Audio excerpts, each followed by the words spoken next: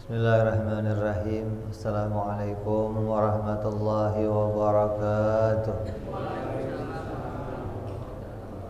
Besarin udah. Volume besarin udah.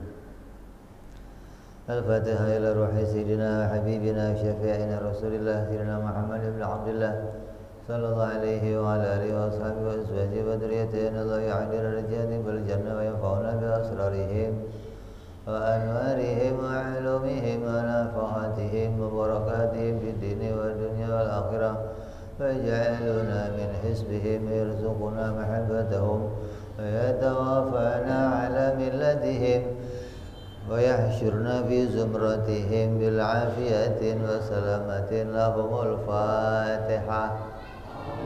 A'udzu billahi minasy syaithanir rajim. Bismillahirrahmanirrahim.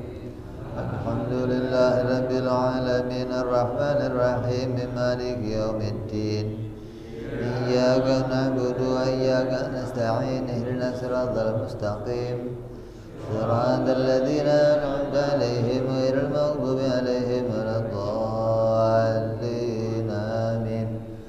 Bismillahirrahmanirrahim. Nawaitu ta'alluma wa ta'lima wa tadhakkura wa tadhkira wa naf'a wal intifa'a wal ifadata wal istifadata wal hitha ala tamassuki bi kitabillahi wa sunnati rasulillah wa du'a ilal huda wa dilalata alal khairi ibtigha'a mardatihi wa qurbihi wa thawabihi wa husnil khatimah ma'al lutfi wal afiyah salahil aqibah. Bismillahirrahmanirrahim. Alhamdulillahi rabbil alamin. Wassalatu wassalamu ala asyrafil anbiya'i wal mursalin sayyidina wa habibina wa syafi'ina wa maulana Muhammadin sallallahu alaihi wa ala alihi wa sahbihi ajma'in. Amma ba'du. Qala musanniful kitab hadratus syekh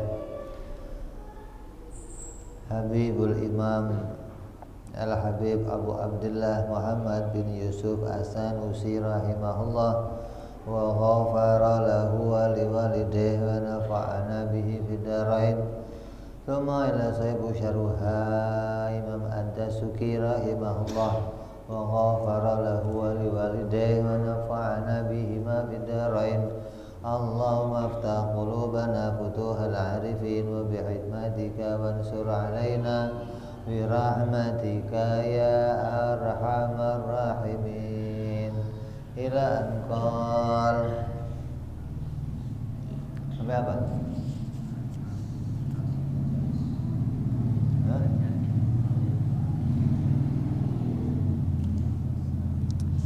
Dalil jaiz.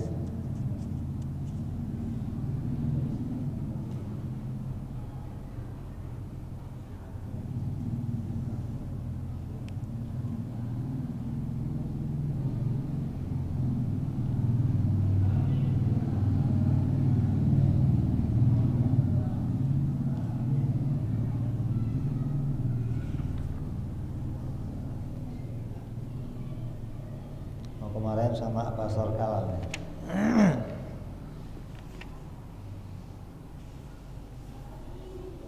Jais bukan belum ya? Hah? Jais sudah.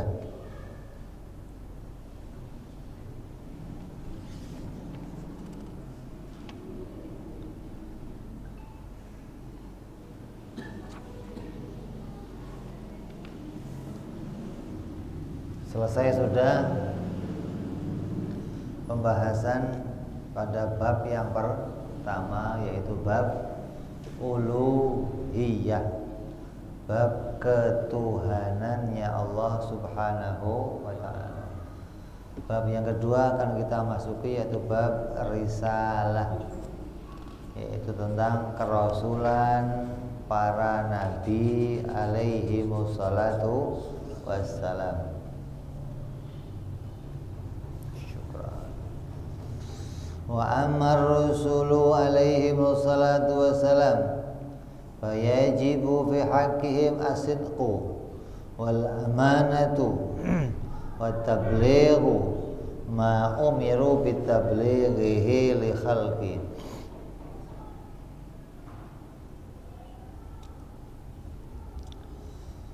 Dan adapun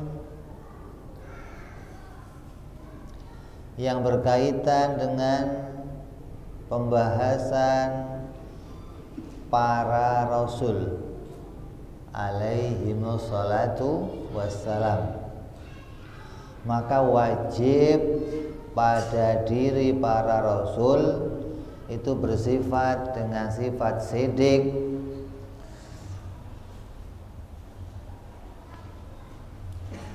amanah, tabligh dan fatonah.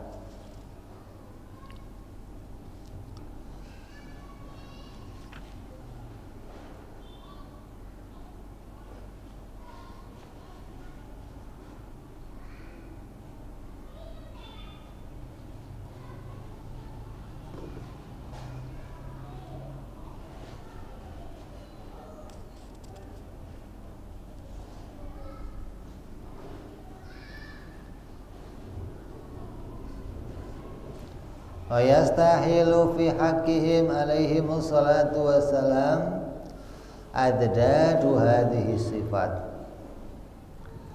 Dan yang mustahil bagi para rasul itu ada 4 juga, yaitu lawannya dari sifat yang wajib,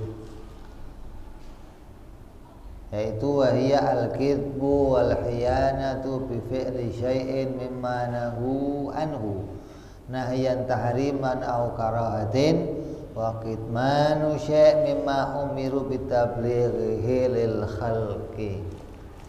Di sini musannif hanya menuliskan 3 sifat yang wajib dan 3 sifat yang mustahil. Lah yang satunya kemana? Kan semuanya ada berapa? 4. Di kitab As-Sanusi ini ditulis cuman 3. Korupsi, korting. Yang satu nggak ditulis, kenapa? Karena yang satu yang itu fatona adalah syarat kenabian. Syaratnya harus fatona.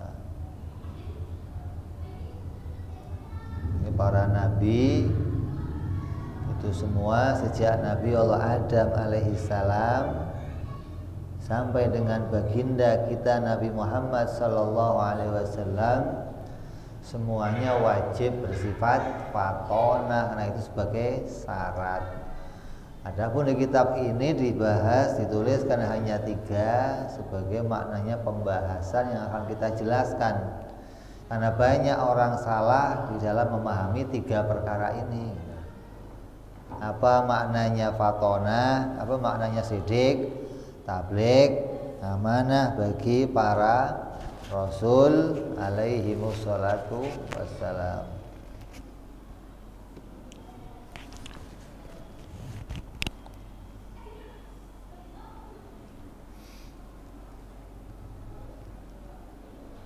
Wa yajuzu fi haqqihim alaihimus salatu wassalamu ma huwa minal a'radil basyariyati allati la tuaddi ila naqsin fi maratibihimul aliyah kal maradi wa nahwihi. Dan yang jaiz bagi para rasul itu ada 1, yaitu bersifat dengan sifat bangsa manusia, yang sifat-sifat itu tidak sampai mengurangi derajat kemuliaannya. Seperti apa sifat manusia? Sakit, makan, minum, tidur, itu sifatnya manusia. Dan para nabi Apabila Nabi kok punya sifat ini, maka ini sifat yang jaiz bagi para nabi. Jadi sama pada pembahasan tentang Allah Subhanahu wa taala yang akan kita bahas, yang wajib diketahui ada 3. Yang wajib bagi Allah, yang mustahil bagi Allah, dan yang jaiz bagi Allah. Begitupun para nabi, kita wajib tahu 3 perkara juga yang wajib bagi nabi, yang mustahil bagi nabi, dan yang jaiz bagi para nabi. Terus kita mau bahas dulu tentang pengertian wajib, mustahil, jaiz. Wajib, mustahil, jaiz yang ada pada Allah itu namanya wajib mutlak. Kalau wajib, mustahil, jaiz yang pada Nabi namanya wajib muqayyad. Ya, yang satu namanya wajib mutlak, yang satu namanya wajib. Apa beda pengertiannya? Kalau wajib mutlak itu sesuatu yang tidak pernah dijumpai tiadanya. Itu wajib mutlak. Kalau wajib muqayyad sesuatu yang tidak pernah dijumpai terpisahnya. Beda nih. Sidik pada Nabi itu enggak pernah terpisah dari Nabi selama nabinya ada. Kalau nabinya enggak ada, ya Adam. Itu loh. Berarti sidik itu pernah Adam. Itu loh maksudnya. Maka takrifnya, pengertiannya enggak disebut wajib mutlak. Kalau mutlak sama sekali tidak pernah mengalami Adam, itu mutlak namanya. Nah, kalau sidik pada Nabi disebut muqayyad. Dia dikatakan wajib ketika ada nabinya.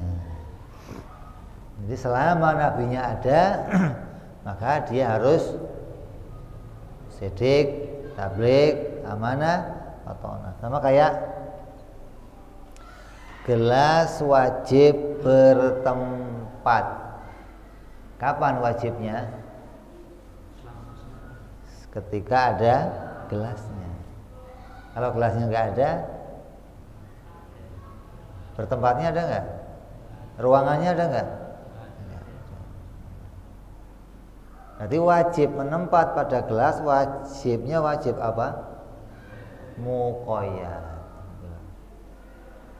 Pada Nabi juga wajib muqayyad. Selama ada nabinya, maka wajib sidik, tabligh, amanah, dan fatonah.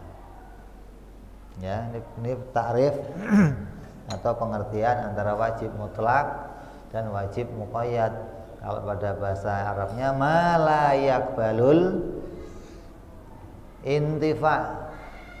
Kalau pada Allah namanya wajib mutlak. Kalau pada Nabi ma la yaqbalul infikak. Tidak pernah dia terpisah dari dirinya Nabi.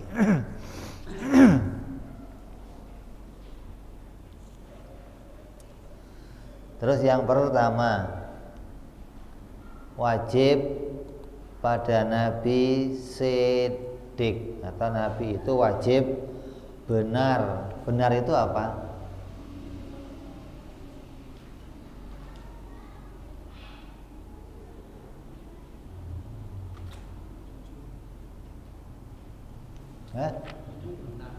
Benar itu jujur. Jujur kacang hijau. Benar itu jujur.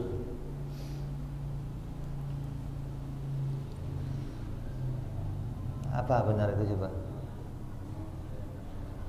Kalau ngomong cocok sama kenyataan. Sidik itu bahasa Arab, bahasa Indonesianya benar. Bahasa Indonesianya benar. Benar itu maknanya ada dua. Orang ngomong benar itu ada dua. Ada benar ucapannya, ada benar tindakannya. Gitu nih. Kalau benar ucapannya itu yang lawannya bohong. Kalau benar tindakannya yang lawannya salah. Udah nih. Kalau ada orang ngomong bener, oh enggak salah, itu berarti tindakannya. Gitu loh. Kalau ngomong ucapannya, ini ucapannya bener. Kalau ngomong oh bohong, berarti lawannya. Bener yang mananya berkaitan sama ucapan. Nah, Nabi yang pertama kita akan bahas bener di dalam ucapannya. Semua yang diucapkan Nabi, semua yang disampaikan Nabi, yang disabdakan Nabi, semuanya wajib benar. Berarti tidak sekalipun, tidak satupun ucapan Nabi dijumpai bohong. Nah, sekarang kita mau bicara pengertiannya. Benar itu pengertiannya apa? Benar itu pengertiannya ucapan yang cocok sama kenyataan. Itu namanya benar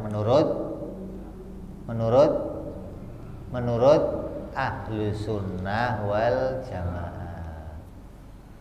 Karena ada juga makna benar menurut Mu'tazilah, menurut filsafat, menurut orang liberal, menurut orang salafi. Benar menurut mereka pengertiannya beda lagi. Kalau kita kan benar itu kalau ngomong cocok sama fakta. Kok tindakan, kok hubungannya itu mana namanya benar yang maknanya kelakuan. Ini benar yang namanya ucapan. Ucapannya cocok sama kenyataan. Saya ngomong ini gelas, bener nggak? Kenapa bener? Karena cocok, kenyataannya memang ini gelas gitu loh. Nggak ada urusan sama tindakan saya, nggak ada urusannya sama kenyataan. Kalau kenyataannya cocok begitu ya bener. Nabi ngomong Allah Tuhan. Nabi ngomong dia utusan Allah. Nabi ngomong tentang hukum-hukum agama. Nabi ngomong tentang kejadian hukum adat. Bulan begini, bulan. Semua baik yang berkaitan tentang Allah, tentang pengakuan dirinya sebagai nabi, tentang hukum-hukum, semua yang diomong benar. Artinya yang diomong semuanya cocok sama fakta. Tidak satu pun yang diucapkan Nabi bohong, nggak ada. Nggak ada satu pun yang diucapkan Nabi tidak sesuai dengan kenyataan, walaupun ucapannya itu belum terjadi. Tentang apa? Kiamat, apalagi? Surga, neraka, hisab, azab kubur, nikmat kubur, Dajjal, Ya'juj wa Ma'juj. Kan belum terjadi. Nah, walaupun belum terjadi, pasti terjadinya. Karena Nabi kalau ngomong pasti benar. Umpamanya ini di depan sana nggak ada kambing. Nabi ngomong itu ada kambing. Orang yang keluar akan menjumpai kambing di situ. Karena yang diomong nggak akan pernah bohong. Maka ada kisah Nabi makan, sahabatnya ngundang makan, disuguhinya kan Nabi paling seneng kalau makan itu paha. Entah itu motongnya ayam, entah kelinci, entah apa, Nabi dikasih pahanya. Habis minta lagi Nabi, paha lagi. Habis minta lagi, kata orangnya, pahanya cuma 2 ya Nabi. Kata Nabi, kalau saya ngomong ambil paha ya ambil aja, lo nggak usah pakai rewel, pasti ada paha di situ gitu loh. Mau 1.000.000 kali paha, ya paha keluar lagi, paha lagi keluar. Itu loh. Kalau ngomong pasti benar. Jadi nggak akan pernah dijumpai Nabi itu ngomongnya ada kesalahan atau ngomongnya tidak cocok sama fakta, atau disebut namanya berbohong. Itu bohong menurut Ahlus Sunnah wal Jamaah. Kalau bohong menurut filsafat, bohong menurut Mu'tazilah, menurut Salafi, itu pengertiannya beda lagi. Kata mereka, yang namanya bohong itu ucapan yang sesuai dengan hati. Beda nih. Omongan mulutnya sama dengan omongan hatinya.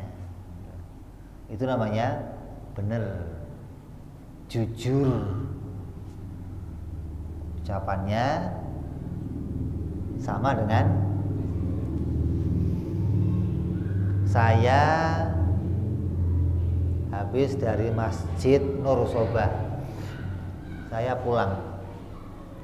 Ada seorang datang kemari nanya sama kamu, tadi Habib kesini enggak? Terus kamu ngomong Habib enggak kesini, bohong enggak? Bohong enggak? Kenapa bohong? Dengan apa? Nah, kalau kata orang filsafat, karena enggak sesuai sama hati kamu. Kan hati kamu tahu kan, Habib dari sini. Kamu ngomongnya Habib enggak dari sini, berarti omongan kamu dengan hati kamu bohong, enggak cocok. Dia enggak ngukur sama fakta, enggak, ngukurnya sama hati. Pengertian yang seperti ini pengertian yang salah. Kalau benar dimengerti dengan cara seperti itu, nanti sedunia benar semua. Itulah pendapatnya orang-orang liberal yang mengatakan semua agama sama. Benar itu bisa milik siapa saja. Contoh, orang Nasrani ngomong Yesus itu anak Tuhan. Ngomong nggak? Ngomong. Bohong nggak? Kenapa bohong? Bohongnya kenapa? Nggak sesuai sama fakta. Kalau kata mereka benar. Kenapa benar? Karena ya, cocok sama hatinya, gitu loh. Jadi kalau benar itu harus diukurnya omongan sama hati itu cocok. Ya benar semua nanti. Orang Buddha benar, Kristen, Konghucu benar. Kenapa? Karena mereka nggak bohong. Saya nggak bohong. Memang di hati saya meyakini kalau Yesus itu anak Tuhan. Saya ucapkan dia anak Tuhan. Terus salahnya di mana? Gitu loh. Jadi kalau benar itu diukur ucapan yang cocok sama hati, nanti semua orang bisa mendapati benar. Sedangkan kita nggak akan nemu yang sebenarnya benar itu yang mana, nggak akan kita jumpai karena kamu salah memberikan pengertian yang namanya benar, gitu dong. Benar itu ukurannya harus fakta. Mau cocok sama hati kamu, mau nggak cocok, nggak urusan. Kalau ucapan kamu cocok sama fakta, kamu ngomongnya benar, gitu loh. Makanya Ahli sunnah itu mengatakan antara benar dan salah itu nggak ada tengah-tengahnya. Nggak ada orang ngomong setengah benar. Ada? Ada nggak? Nggak ada. Lah, kalau kata orang liberal, kata orang filsafat, kata orang Mu'tazilah, benar itu kadang ada tengah-tengahnya. Ada omongan orang benar ya enggak, atau iya benar, iya salah, kan repot ini. Enggak jelas gitu loh. Ada omongan benar enggak, salah enggak. Gimana kok benar enggak, salah enggak? Ketika saya ngomong cocok sama hati, tapi enggak cocok sama fakta, ini omongan kamu benar enggak, salah enggak? Ini ada omongan nanti di tengah-tengah, bisa benar setengahnya, bisa salah. Nah, ini pendapat yang kacau maksudnya, hingga kita enggak mengikuti pendapatnya orang-orang Mu'tazilah. Kita berpendapat benar itu ya harus pakai pendapatnya ahli sunnah. Apa ukurannya? Fakta. Benar itu ada berapa? Berapa? Satu. Nggak ada benar dua, nggak ada. 1 tambah 1 jumlahnya berapa? 2. Ada nggak jawaban yang lebih benar? Ada nggak? Ya nggak ada. Ya cuman itu doang satu jawabannya. Nggak ada. Oh yang ini lebih benar, ini paling benar, ini kurang. Nggak ada. Benar ya cuman satu. Fakta itu cuman satu. Karena benar itu cocok sama fakta. Nah, Nabi ucapannya selamanya selalu benar. Sejak Nabi Adam alaihissalam sampai baginda kita Nabi Muhammad sallallahu alaihi wasallam itu kalau ngomong selalu benar. Kalau ngomong cocok sama fakta. Mau itu sudah dijumpai atau belum dijumpai. Makanya di dalam penelitian Al-Quran itu sudah hampir 80%-nya itu ditemukan fakta kebenarannya. Quran nih. Yang 20% belum dijumpai. Nah, orang masih meneliti, ya harus tahu dulu dong yang 20 itu benar juga enggak. Kalau benar juga berarti baru benar semua. Ya jangan begitu dong. Yang 80 ada salahnya enggak? Begitu. Kalau enggak ada, yang 20 anggap aja benar gitu dong. Ditunggu-tunggu segala, lo mau nunggu mati dulu baru percaya gitu. Mau nunggu kiamat, nunggu hisab, nunggu dajjal gitu. Lah kapan jumpainya kamu? Kamu qaid dulu gimana? Gitu, mestinya pikirannya nggak begitu. Yang 80% ada salahnya enggak? Kalau nggak ada salahnya berarti bisa dipastikan 100% benar. Itu mestinya dong. Jangan ngukurnya itu, ya nanti dulu kan belum selesai. Selesainya kiamat gitu. Apalagi zaman sahabat. Baru dijumpai Quran benernya berapa gelintir doang. Hah? Belum teliti ini, belum. Sekarang baru sampai 80. Kalau zaman sahabat nggak sampai, belum sampai. Ketika mau menentukan kebenaran Quran itu pakainya fakta. Quran ngomong, ini faktanya. Mau dicek, mau disamakan, ya nggak semuanya bisa kita buktikan. Karena ada yang belum terjadi.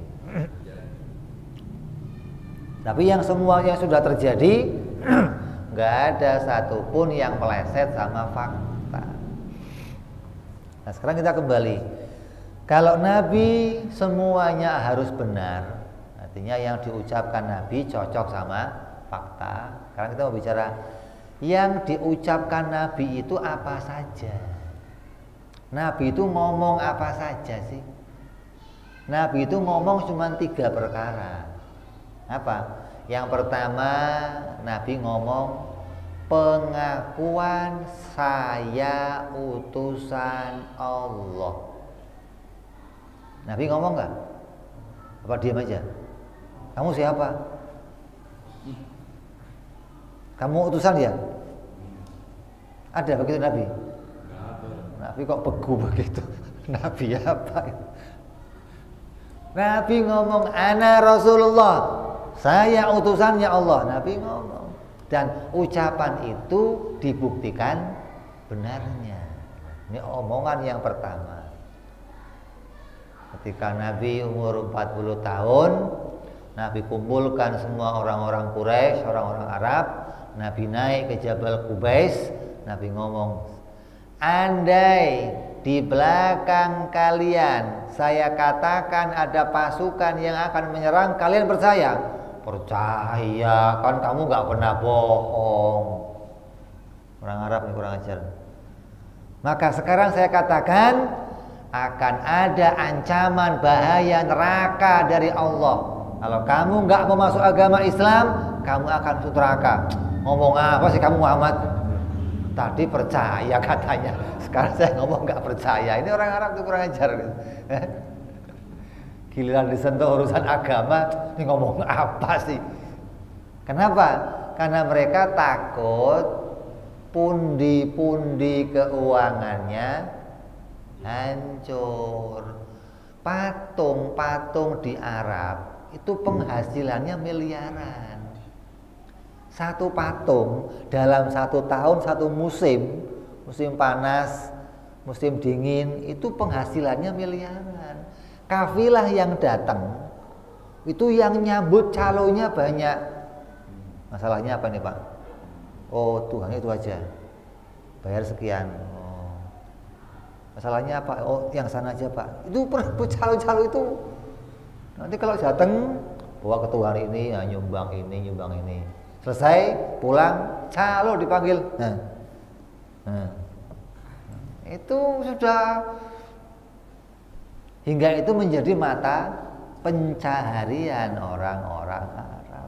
Hingga mereka nggak mau melepaskan patung-patung itu karena takut hilang omset.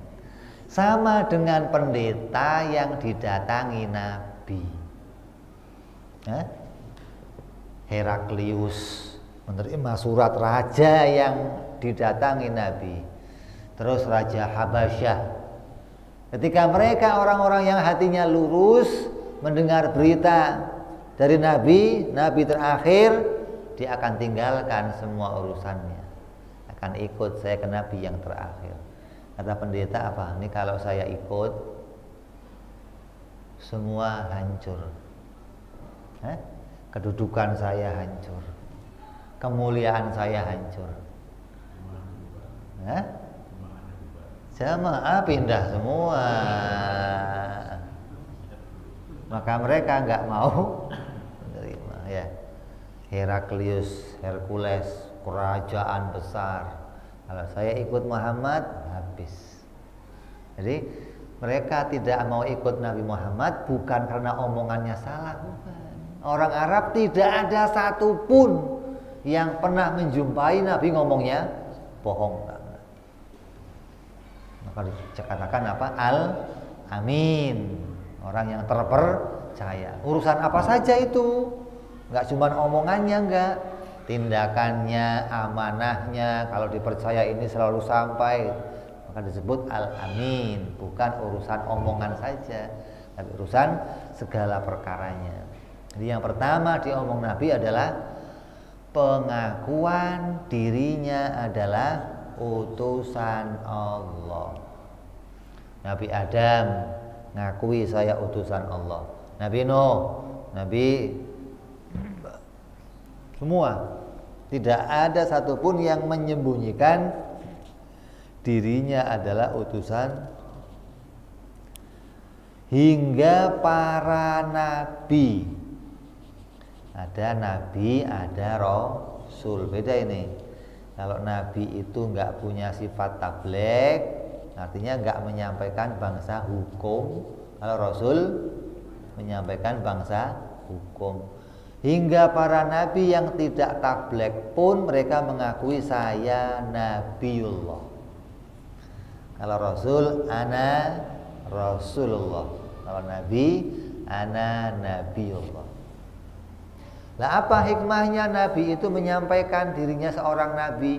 Oh, kalau Nabi menyampaikan dirinya seorang Nabi, hikmahnya bukan agar orang-orang itu bisa memahami hukum-hukum dari dirinya, tapi hikmahnya mereka bisa memuliakan seorang Nabi hingga mereka dapat pahala dari Allah. Sama kayak pangkatnya seorang habib, pangkatnya seorang kiai, anak Gus. Kalau sampai habaib itu menyembunyikan dirinya sebagai habaib, maka yang rugi umat. Kenapa? Umat tidak bisa memuliakan dia hingga nggak bisa dapat pahala dari Allah Subhanahu wa ta'ala. Hanya bisa memuliakan antara sesama manusia. Tapi kalau dikatakan saya Habib, saya min dzurriyyatir Rasulullah, maka penghormatannya, pahalanya akan dilebihkan oleh Allah Subhanahu wa ta'ala. Kenapa? Karena Allah menjadikan Nabi yang keturunannya nggak terputus sampai hari kiamat hanya Nabi Muhammad Sallallahu Alaihi Wasallam, gitu loh. Yang tidak putus sampai hari kiamat. Apa hikmahnya? Hikmahnya sesuai dengan hadis Nabi. Taraktu fikum amroini. Kutinggalkan untuk kalian dua perkara. Kitabullah wa itrati ahli baiti. Kenapa enggak disampaikan sama kiai? Kiai takut kalah saing. Kitabullah wa sunnah. Kitabullah wa sunnah. Ini kemana hadis ini? Buka kitabnya. Berapa riwayat yang mengatakan kitabullah wa sunnah dan berapa riwayat kitabullah wa itrati ahli baiti? Begitu dong. Buka. Tirmidzi, Nasai, Bukhari, Muslim. Berapa riwayat yang mengatakan itrati ahli baiti? Kenapa? Karena Quran dan ahlul bait nggak pernah pisah. Gitu dong. Ini siapa yang ngaku dirinya ahlul bait akan bisa mendapatkan umat bisa memuliakan dia. Ahlul baitnya nggak dimuliakan sudah mulia. Nabi nggak dimuliakan sudah mulia. Tapi ketika dia ngaku dirinya Nabi, orang bisa mendapat kemuliaan dengan menghormati dirinya, gitu loh. Nah, kalau Nabi menyampaikan dirinya seorang Nabi dan menyampaikan hukum-hukum wajib, haram, sunnah, makruh, mubah disampaikan sama Nabi, hingga orang menunggu datangnya Nabi, para Rasul untuk menerima hukum-hukum dari Allah Subhanahu wa ta'ala. Itu yang disampaikan oleh para Rasul. Yang pertama, pengakuan dirinya adalah utusan Allah. Yang kedua,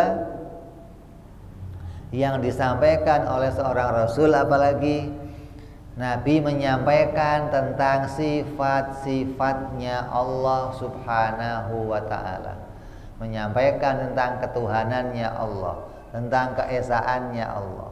Maka itu dijumpai pula benarnya. Enggak sekalipun Nabi menyampaikan sifat-sifat Allah dan sifat itu enggak cocok sama fakta, enggak ada. Yang disampaikan Nabi tentang sifat-sifat Allah benar.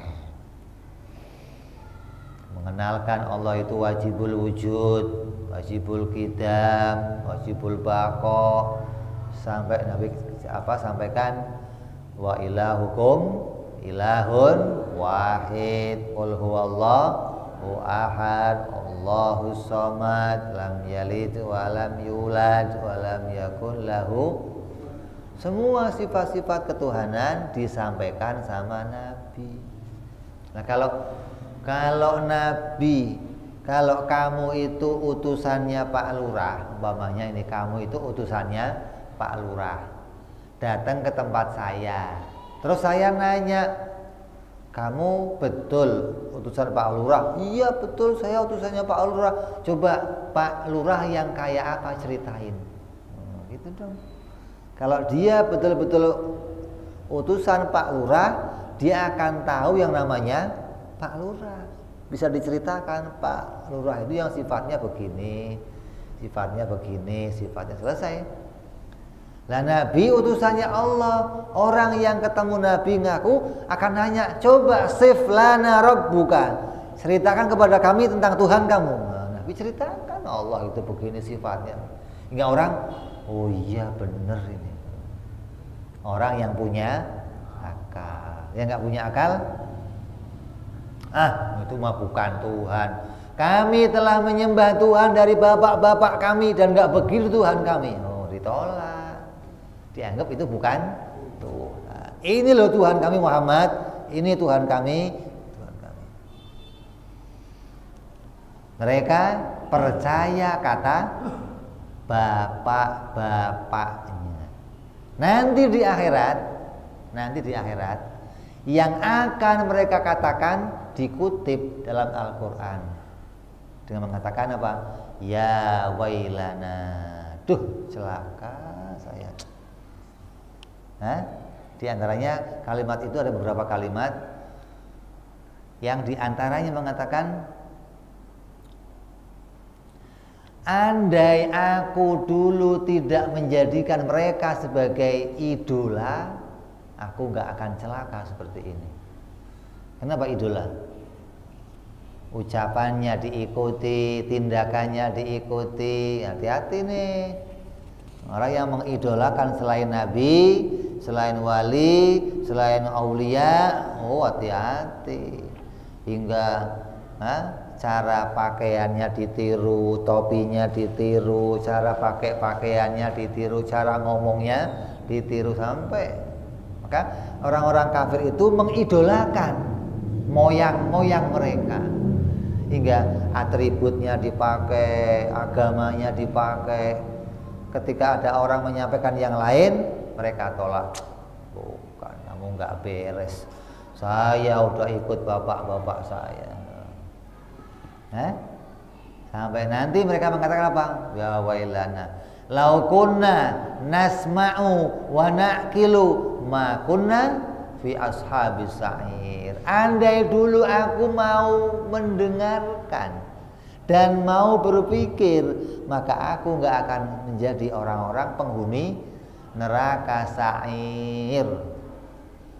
Kok ada dua? Nasma'u wa na'kilu. Kami nggak mau mendengarkan dan nggak mau berpikir. Kenapa? Karena ada dua kelompok itu.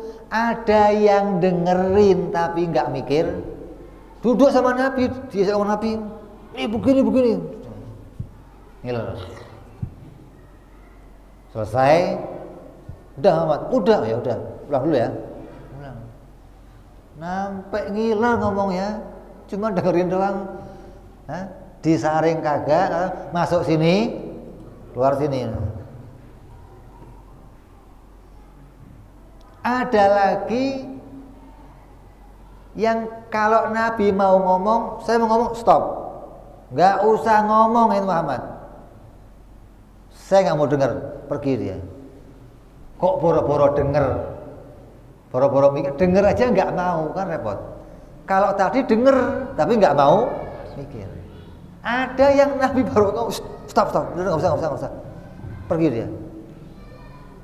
Seperti umatnya Nabi Nuh. Kalau Nabi Nuh keluar rumah, semua pakai handset, disumpel kupingnya, jalan. Nabi Nuh bingung, saya mau ngomong sama siapa? Orang kok budek semua. Sampai kata apa? Kami jenuh, Nuh. 900 tahun kamu ngomong itu aja, apa gak budek ini 900 tahun.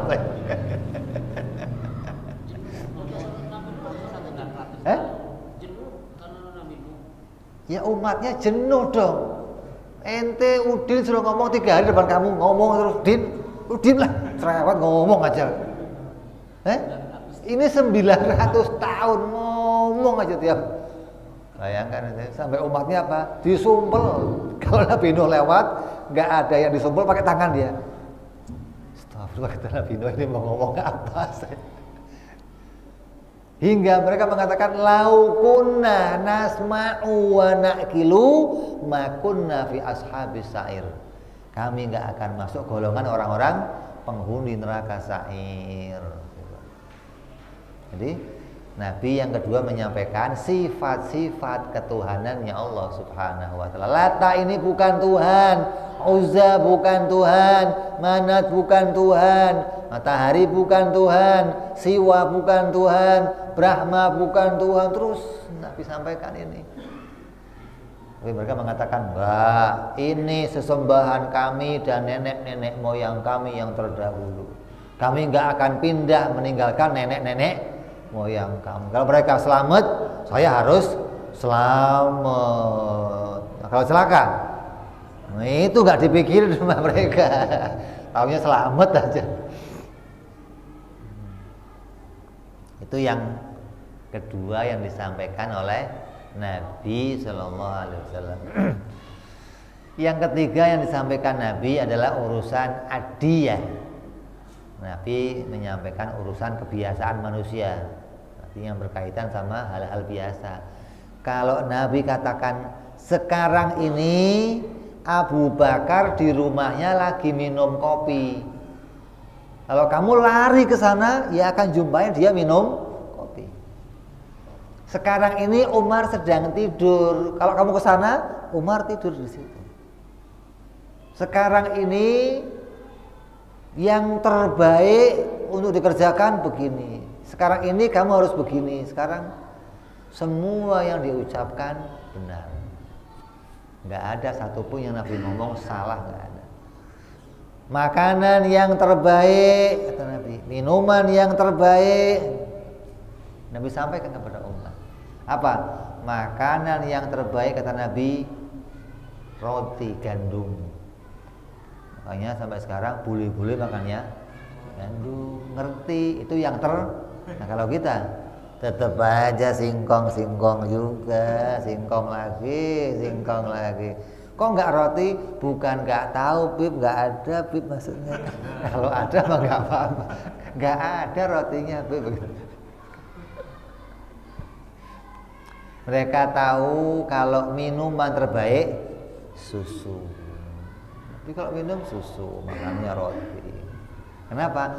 Itu yang diciptakan Allah yang terbaik untuk dikonsumsi gitu loh. Terus minumnya madu. Kalau kamu pengen sehat, mencegah penyakit, madu minum. Terus habatus sauda. Nabi sampaikan, padahal belum ada penelitian lab-lab. Jika kandungannya ini nggak ada. Kenapa? Informasinya dari mana? Dari Allah Subhanahu wa ta'ala. Bagaimana mau salah informasi? Infonya dari Allah. Wala yantiku anil hawa in huwa illa wahyun yuha. Nabi itu kalau ngomong nggak pernah pakai hawa nafsunya, tapi ngomongnya pakai wahyu dari Allah Subhanahu wa ta'ala. Hingga apapun yang diomong pasti cocok sama fakta. Ini wajib benarnya Nabi. Baik itu ucapan yang di mulutnya Nabi maupun ucapan yang di hatinya Nabi. Artinya Nabi itu nggak pernah bersandiwara gitu loh. Contoh, Nabi pernah sholat duhur berapa rakaat? 2. Pernah sholat asar 5 rakaat. Pernah sholat isya 3 rakaat. Ketika Nabi sholat duhur 2 rakaat, Nabi salam. Sahabat yang di belakang nanya, namanya Dzul Yadain sahabatnya. Kalau sahabatnya kamu mesti diem aja kamu. Untung kok sekarang 2 rakaat, alhamdulillah ya Allah. Duhur di korting sekarang biasanya 4, sekarang 2. Kalau kamu umat waktu itu, untung bukan kamu umatnya. Ada sahabat namanya Dzul Yadain, kata mereka, ya Rasulullah, ini ente lupa apa digosor? Lupa apa digosor? Kenapa? Karena nggak mungkin yang sudah diperintah 4 berubah jadi diganti, nggak ada gitu loh. Kalau sudah dinas oleh Nabi 4, ya 4. Nggak mungkin tahu-tahu belum ada beritanya Nabi ngomong 4, tahu-tahu ngerjainnya 2, nggak mungkin. Kata Nabi, kullu dzalika lam yaqa. Kedua-duanya nggak terjadi. Orang pahamnya lupa enggak, digosor juga enggak. Maknanya kalau dua-duanya bareng ya enggak. Kalau dua-duanya bareng ya enggak berarti salah satunya gitu loh. Mau ngomong lupa aja panjang bener Nabi gitu loh. Mau ngomong lupa aja panjang bener. Maknanya lupa yang dari Allah. Itu menjadi hikmah. Ketika Nabi dikatakan Nabi kok sholatnya 2 rakaat, Nabi marah. Saya nggak pernah lupa. Kok bisa ini ngomong saya sholat? Tanya Abu Bakar, betul? Betul ya Rasulullah. Betul Umar? Betul. Oh berarti saya kurang. Gimana sih? Nabi di hatinya betul-betul ingat kalau itu 4 rakaat gitu loh. Nggak pernah Nabi, ini saya mau sholat duhur tapi nanti 2 rakaat terus mau salam. Tujuannya apa? Biar umat tahu caranya kalau mereka lupa. Cukup bangun lagi, nerusin 2 rakaat lagi, terus sujud sahwi, terus salam, selesai gitu loh. Nggak usah kalau 2 rakaat salam ulang dari awal lagi, nggak usah. Cukup lanjutkan lagi 2 rakaat biar jumlahnya 4. Sebelum salam sujud sahwi, selesai. Tapi syaratnya duduknya belum berubah, belum banyak berbicara. Kalau kamu sudah ngopi rokok 2 batang, terus mau terusin lagi, wah itu kampleng yang begitu, enak bener. Kalau sudah 2 batang, lu dari awal lagi dong. Syaratnya belum terlalu lama dan belum banyak berbicara, gitu loh. Jadi hatinya Nabi nggak ada sandiwara. Nabi pernah sholat subuh nggak baca kunut, langsung sujud. Terus Nabi sujud sahwi, salam. Ketika Nabi sujud waktu nggak baca kunut, ya Nabi nggak inget kalau itu ada perintah kunut. Bukan, saya mau pura-pura nggak baca kunut, nanti mau sujud sahwi. Berarti namanya apa itu? Sandiwara, gitu loh. Ucapan hatinya nggak cocok sama fakta. Ucapan mulut nggak cocok fakta ya bohong. Ucapan hati nggak cocok fakta juga bohong. Jadi jangan mulut dicocokin sama hati, jangan. Kenapa? Karena dua-duanya ini omongan. Mulut ya omongan, hati juga omongan. Untuk menilai kebenarannya cocoknya sama fakta, gitu loh. Mulut ya diukur benernya pakai fakta, hati diukur benernya pakai fakta. Nah kalau mulut diukur pakai hati, ya ini repot. Alat ukurnya nggak ada gitu loh. Mau ngecek timbangan pakainya meteran kan repot ini. Bisa? Mau ngecek timbangan ya mau dicek benernya, meteran juga mau dicek. Dua-duanya nggak bisa saling ngecek, nggak bisa. Mulut mau dikontrol benernya, hati mau dikontrol benernya. Kok dua-duanya dijadikan alat kontrol? Ya nggak bisa. Jadi aneh kalau ada orang-orang filsafat ngomong bener itu ucapan hati cocok sama ucapan. Nah itu taunya cocok kalau ucapannya bener gitu. Kan nggak ada ukurannya.